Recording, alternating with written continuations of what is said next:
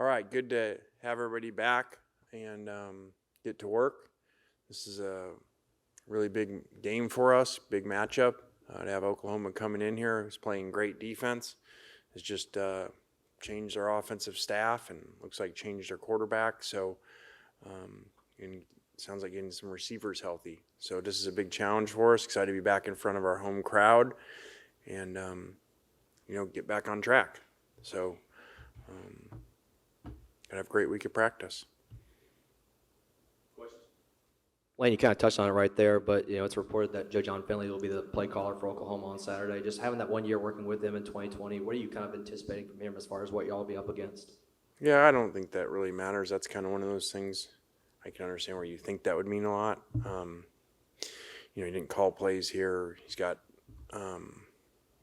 different situation obviously than there. He was our tight end coach here, so I don't think that him having worked here before would help us at all figuring out what he's going to do. And with only a week to call plays, usually people just kind of, add a play here or there, but stay with the same system.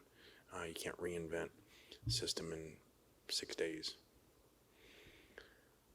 I know you guys don't get into specifics on injuries and whatnot, but just after the bye, how are you guys doing health-wise as a whole? I think the time off was good for a number of guys, whether they had been out or whether they had just been not full speed. Like a J.J. Pegues, for instance, Henry Parrish, both those guys played really hurt over the last game or two. So I think the time was good. It's just in general, but with Oklahoma, given it happened yesterday, when y'all are preparing for a team and a change happens on the Sunday before you play up, does that change what y'all decide to do throughout the week? How does that affect, just from a broad strokes standpoint? As far as the quarterback or the coach? Or the offensive coordinator when they make a change? Again, there's no way to predict that, and usually they don't change a whole lot when someone's been there and was the co-coordinator already. So, and even if there's nothing, you can't figure it out. So there's no magic formula to figure out what they're thinking. So, and again, it's not like Joe John was our coordinator here. He was the tight end coach. So it's not like, he's never called plays. So it's not like there's any film to go watch when he called plays. Over the years, including this one, how have you seen Charlie kind of respond to criticism? That's part of this profession. He grew up in it. And so he's fine, even though he's younger. He's been through it with his dad, and so it's always been part of this profession, more now than ever. It's not even what have you done in the game. It's, last week. Now it feels like what have you done that quarter of a game. So I think that's just part of the world we live in now, especially with social media. And, like someone said, you used to wait till that night to be able to see highlights of all the games, unless it was the, major game on. And now everybody sees good plays, bad plays immediately. So it just is what it is. I know after the last game, you had said that it kind of was rough that you didn't have a game right away, that you had to kind of stew on it for a week. Just mentally, what was this last week like for you guys, and where do you feel like guys are at now? Yeah, I think it was really tough initially because that game, it's one thing if you're going to a game and, you feel like team wasn't ready and, just have these personnel issues all over the place.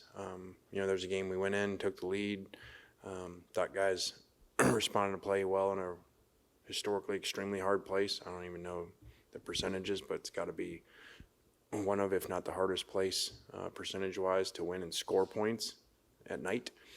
And so I thought guys did a really good job in that, and then we let it get away at the end.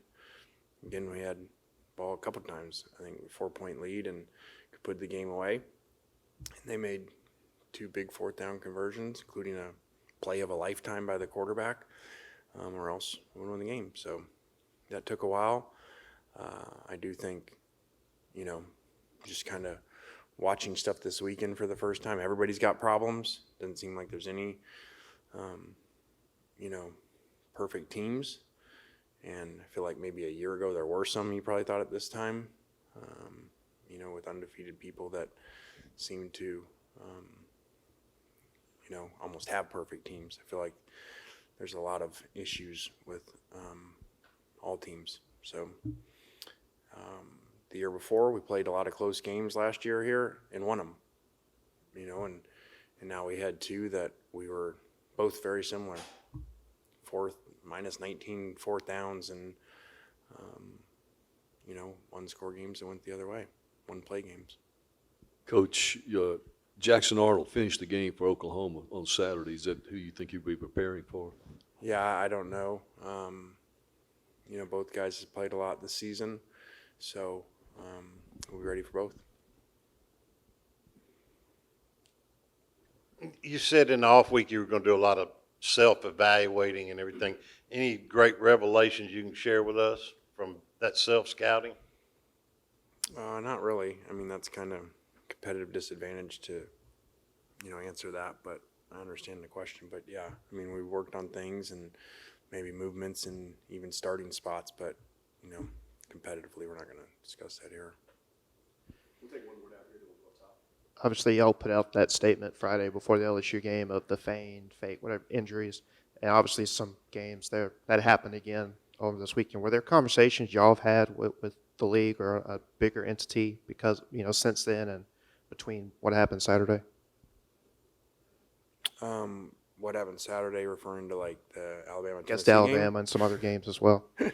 No, I haven't had any conversations with the league about that, and I don't know that I have much of a comment on that.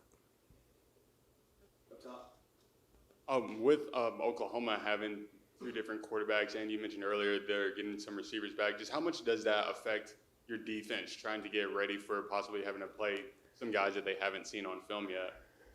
I mean, we got a lot of stuff to work on ourselves, that we've worked on during the bye and focus on continuing to play really good run defense, play better pass defense, get less penalties, and have a better rhythm on offense. I feel like we've been out of rhythm for a little bit here, and so we're looking to maintain those and focus more on ourselves, especially with a team offensively that has so many unknowns of this one. Who's going to, rarely do you not know who a quarterback is and not have a new guy calling plays that never called them. So we've chose to focus more on ourselves. Yeah, I guess specifically about the two quarterbacks, I don't know how much film you've gotten to watch on either, but how much does the tape change between what their two quarterbacks bring? I don't think they call a whole lot of different plays, but again, that wouldn't matter. They got a new play caller. So I think both guys move around really well. Both are big-time talents. So, we gotta make sure we take care of ourselves and play really well. And I guess about the bye week, we've talked so much about the physical rest, but kind of what Kat's asked is 1 week enough to mentally reset everything, or does 1 week just kind of fly by and it bleeds into the next? I think it was good from the mental part. I think that just kind of a lot going on with the two losses that so easily could have won and had control of in both games, and to have played, we're over halfway through the season and, only trailed for 2.5 minutes of any game of all games combined. So that part was a lot to deal with, because very easily could be undefeated or certainly with one loss. So I think it was good a little bit for everybody to get a little break. Going back to that question that was asked earlier, just about the evaluations throughout the bye week. Last week, you were talking specifically about the offensive line. I guess, what was your evaluation of that position in particular? And when some of those guys trying to get back to full strength, do you anticipate some of those guys being a little bit, getting more snaps there on the offensive line, or? Yeah, I mean, we've had, two returning starters that were starting, been out for a couple weeks now. So they both have done a little bit of stuff, and so we could be shuffling some different things because we need to play more consistent up there, and that was an issue last week in pass protection.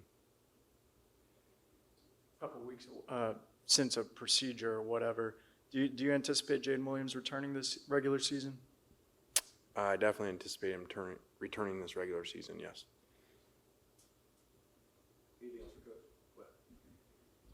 You ever seen a fan base throw bottles on the field and get a refs to change a call before? I've seen them try, and never seen it work. Yeah, that would have, I would have really struggled with that happening. But I think the coach was very vocal about that, and yeah, that would have been really, really tough to deal with. Anything else for Coach? All right, thanks. All right, guys, thanks.